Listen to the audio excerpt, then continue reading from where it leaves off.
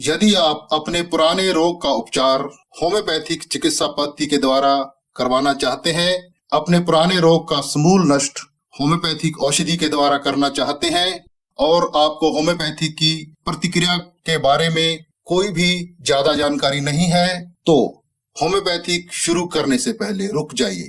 यह वीडियो आपके लिए है। इस वीडियो को होम्योपैथिक चिकित्सा शुरू करने के पहले एक बार शुरू से अंत तक अवश्य देखें।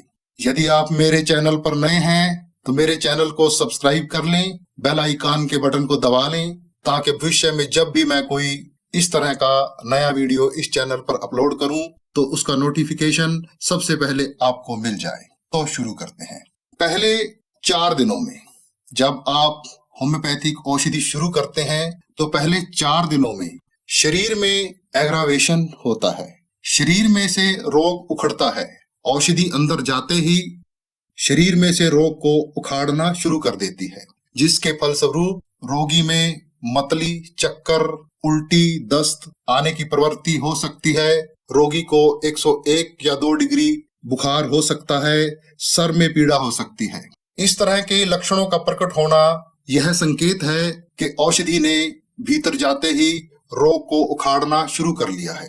72 घंटों में जैसे ही रोग उखड़ता है तो अगले 5 से 80-90 दिनों में रोग शरीर में से बाहर निकलना शुरू हो जाता है, जिसके परिणाम स्वरूप नाक से रेशा बहना, मुंह से बलगम का आना, मल द्वार के द्वारा मल के साथ जाले व मवाद का आना, पेशाब के द्वारा जाले व मवाद का आना, शरीर पर फुंसियां या फोड़े होकर उनका रिसने लगना, उनका बहने लगना, स्त्रियों में मासिक धर्म के दौरान क्लॉट्स आना या मासिक धर्म का कुछ अधिक दिनों तक आना या मासिक धर्म का कुछ अधिक मात्रा में, अधिक परिमाण में आना, या फिर औषधि के द्वारा रोगी के शरीर में जो उसका रोग है उसके लक्षणों में वृद्धि हो जाना। जैसे रोगी को जोड़ों का दर्द है तो जोड़ों के दर्द में वृद्धि हो जाना, उसे दमा है तो दमा के रोग में थोड़ा सा वृद्धि देखने को मिलना, अगर उसे खुजली है तो खुजली में थोड़ा सा एग्रावेशन यानी कि बढ़ा हुआ मिलना। जो भी रोगी को रोग है, अगर उसके बाल झड़ते हैं तो बालों का थोड़ा ज्यादा झड़ना, इसे एग्रावेशन कहते हैं। एग्रावेशन होम्योपैथी का गोल्डन नियम है। अगर एग्रावेशन होता है तो अमेलियोरेशन संभवत होगा ही होगा, आराम आएगा ही आएगा। अब एग्रावेशन क्यों होता है? यदि कोई चिकित्सक, जैसे ही कोई होम्योपैथ अच्छी तरह से रोगी के रोग लक्षणों की समष्टि के आधार पर उसके रोग लक्षणों को समझकर उसके रोग लक्षणों को सूचीबद्ध करते हुए एक ऐसी औषधि का चयन करता है जो रोगी के संपूर्ण लक्षणों के अनुरूप होती है, उनके अनुसार होती है, तो ऐसी औषधि से एग्रावेशन होना संभवत अवश्यंभावी होगा ही। एग्रावेशन एक अच्छी बात है। एग्रावेशन हो गया है तो एक सही औषधि रोगी को मिल गई है, अब रोग कट जाएगा। अब एग्रावेशन होता क्यों है इसे हम जानते हैं। रोग जो कि पुराना हो चुका होता है, रोगी के शरीर में वर्षों से रह रहा होता है, वह रोगी के जीवनदायी अंगों जैसे फेफड़े, गुर्दे, हृदय, आंतड़ियां और जिगर या लीवर में अपनी जड़ें फैलाकर बैठा रहता है। मनुष्य की रोगी की जीवन शक्ति रोग से लड़ते लड़ते हार जाती है, वह सुसुप्त अवस्था में चली जाती है। रोग बड़ी मस्ती से अपनी जड़ें इन कोमल अंगों पर फैलाकर बैठा रहता है और रोगी को कष्ट पहुंचाता रहता है। वह उसे दिन प्रतिदिन कमजोर करता हुआ मृत्यु द्वार की ओर धकेल रहा होता है। अब जैसे ही औषधि शरीर में जाती है तो सबसे पहले औषधि जीवन शक्ति को जगाती है, उसे बल प्रदान करती है, उसे बलवती करती है। इस प्रकार जीवन शक्ति बलवती होकर रोग को उखाड़ने में लग जाती है। रोगी के शरीर में से रोग को नाक के द्वारा, मुंह के द्वारा, मल के द्वारा, पेशाब के द्वारा, जहां भी उसे जगह मिलती है उधर ही उसको फटाफट निकाल फेंकना शुरू कर देती है।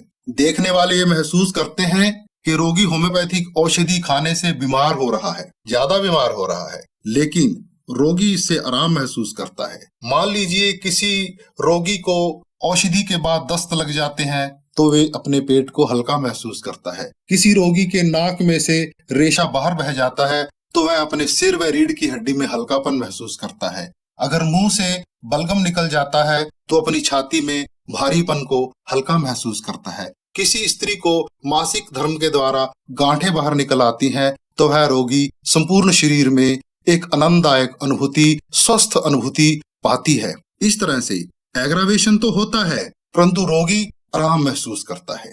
अब आयुर्वेद में शरीर को शोधन करने के लिए पंचकर्म किया जाता है, जैसे नस्य, वमन, विरेचन वगैरह किया जाता है। अब नस्य के द्वारा एक औषधि देकर नाक से रोग को रेशे के रूप में बाहर निकाला जाता है। वमन के द्वारा पेट में पड़े हुए रोग को बाहर निकाला जाता है, उसके लिए एक अलग औषधि दी जाती है। और आंतों में जो मल या विषाक्त तत्व इकट्ठे हुए रहते हैं उनको विरेचन के द्वारा बाहर निकाला जाता है। इसे आयुर्वेद में शोधन कहते हैं। यह शोधन आयुर्वेद के द्वारा अलग अलग अंगों से अलग अलग तरीके से किया जाता है। लेकिन होम्योपैथी की विशेषता यह है कि होम्योपैथी में मात्र रोग के सभी लक्षणों की समष्टि के आधार पर सिर्फ एक मात्र औषधि से ये सारे काम हो जाते हैं, बल्कि इससे भी अधिक हो जाते हैं।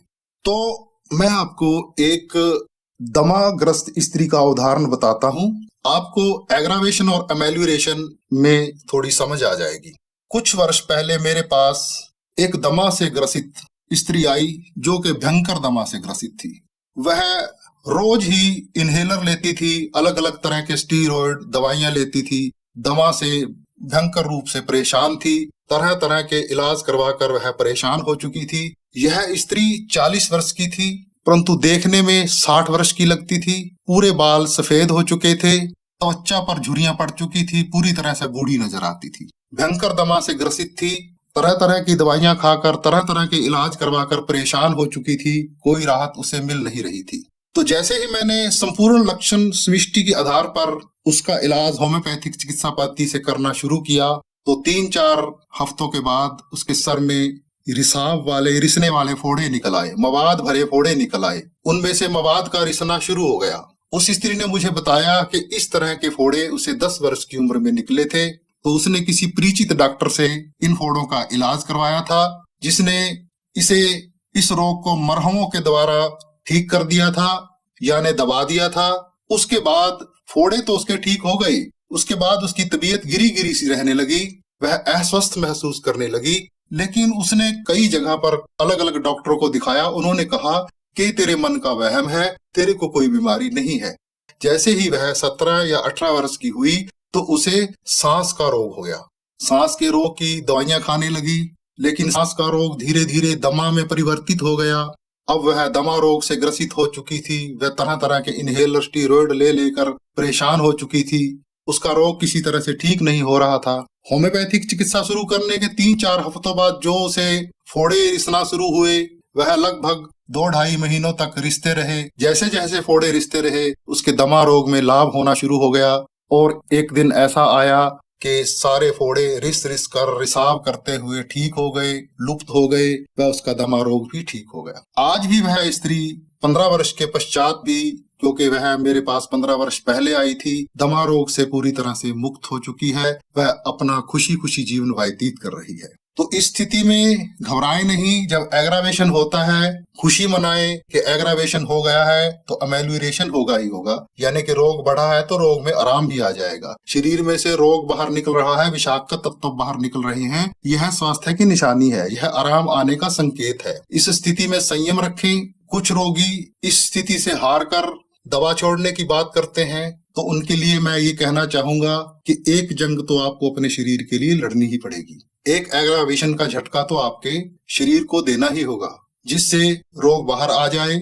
स्थिति में दवा बिल्कुल ना छोड़ें, दवा खाते रहें, बल्कि इन उभरे हुए लक्षणों को, बाहर आए हुए लक्षणों को, जो रोग शरीर में से बाहर निष्कासित हो रहा है, जो विषाक्त तत्व शरीर में से बाहर आ रहे हैं, इन्हें किसी अंग्रेजी, यूनानी, आयुर्वेदिक, यहाँ तक कि किसी होम्योपैथिक औषधि से भी रोकने का प्रयत्न ना करें। ऐसा करने से असंतुष्टिदायक परिणाम उत्पन्न होते हैं। वह रोग शरीर के भीतर ही रह जाता है और रोगी के स्वास्थ्य की राह में बाधा उत्पन्न हो जाती है। धन्यवाद।